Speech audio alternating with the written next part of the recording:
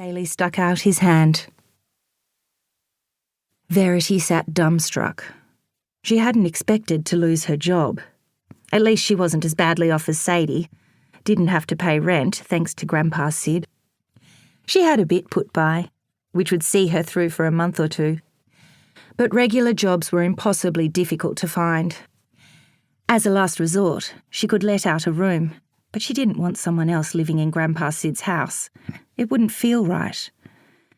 "Might be time to think about your personal life." Mr. Bailey raised an eyebrow. "Sid wouldn't like to think of you on your own." A wave of anger swept through her.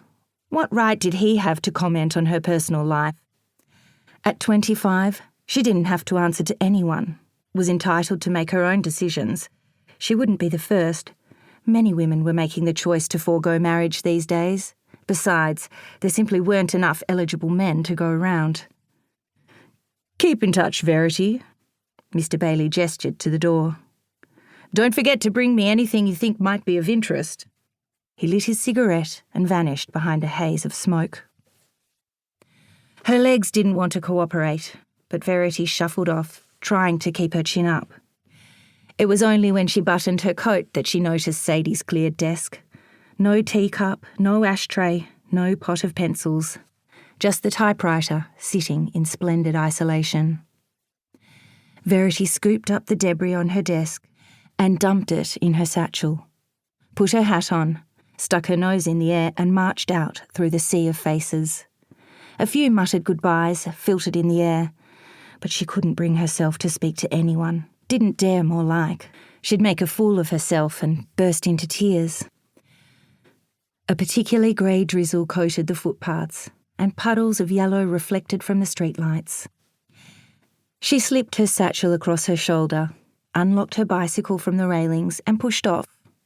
The rhythmic motion of the pedals and the cool wind cleared her head as she meandered through the city and headed for Sussex Street. Bicycles might have emancipated women, given them a degree of freedom and improved their physical condition. But what good was that if a woman couldn't work? She'd only managed to hang on as long as she had, due to the sense of guilt Mr. Bailey harboured because he'd promised Sid he'd keep an eye on her. Women had voted for the last 20 years, but it hadn't made much difference in the real world, especially since the war ended. Why couldn't she hold down a job because of her ability? It wasn't as though she needed to be stronger or brawnier to lift a pencil, answer the telephone, or hit the keys on the typewriter. She coasted down the hill towards the Cut, possibly her least favourite place in the world. In fact, she hated it with a vengeance. The dank, dismal tunnel stank of rats, piss, puke, and the sweat of the thugs and petty gangsters who plied their trade in the half-light.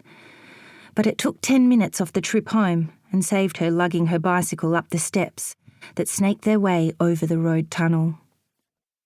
A chill lifted the hair on the back of her neck, bringing with it the peculiar sense of being watched. A nasty shiver that had her looking over her shoulder every few seconds. The first time it had happened, she'd put it down to imagination. Now, she wasn't sure. She slowed, listened for the sound of footsteps. Nothing other than her gasps and the blood pulsing in her ears. The rough stone walls, mossy green with seepage, magnified her every breath, every sound giving life to the spirits of the convicts who'd hewn the roadway through the sandstone. Imagination. Nothing but imagination. She picked up her pace, forced the pedals down. There wasn't a stretch of the rocks she didn't know. Every alley, every back street and every row of terraces. After Grandpa Sid died, she could have sold up, moved on, but she'd chosen not to. Tara Terrace, home of her heart and her history, the only remaining link she had with her family. Without a backward glance, she flew out of the tunnel and along Argyle Street, where the lights from the terraces shone a welcome. When she finally swung into the familiar labyrinth of alleys linking the terraces, her thumping heart rate settled. Bent double from the stitch in her side, she sucked in a gasp before slipping her fingers through the white ant-ridden fence to the latch.